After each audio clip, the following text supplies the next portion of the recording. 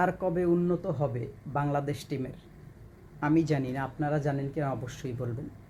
গতকালকের ম্যাচটা কিন্তু বাংলাদেশের পুরোপুরি হাতেই ছিল। আপনারা দেখেন যে তারা আপনার হিট করে খেলবে তো দূরের কথা, তারা কিন্তু আপনার স্ট্রাইকে দাঁড়িয়েই থাকতে পারে না।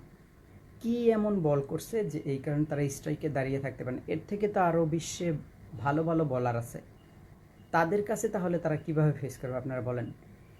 একটা ব্যাটার আপনার ভালোভাবে দাঁড়াতে পারলো না, তৌহিদ হৃদয় যাও একটু ধরে ধরে খেলছে, তার অপোজিটের উইকেটগুলো পড়ে যাইতেছে। ঠিক আছে, এইখানে আপনার যার কথা বলেন, শান্তর কথা বলেন, তারপরে তানজিদ তামিমের কথা বলেন, যাদের কথা বলেন, আপনারা সবাই খালি আমি দেখি বলেন যে তারা অনেক ভালো মানের খেলোয়াড় বা তানজিদ তামিম খুব ভালো ছক্কা মারতে পারে।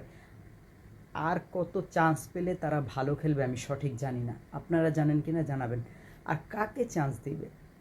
আপনারা যখন সাধারণ জনগণ যখন ভোটকে নিয়ে বলেন তাকে দাও তাকে দাও, প্রত্যেকটা মানুষকে দেওয়া হয় আপনাদের কথা মতন, কিন্তু কেউই তেমন একটা খেলতে পারে না। আমার মনে হয় পুরাতন যারা ছিল, সাব্বির রহমান থেকে শুরু করে, এদেরকে আবারও দলে ফেরানো দরকার।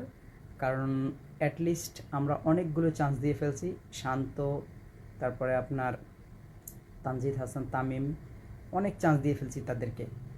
তাদেরকে এখন বাদ দিয়ে পুরাতন প্লেয়ারগুলোকে আবার চান্স দেওয়া দরকার জাতীয় দলে।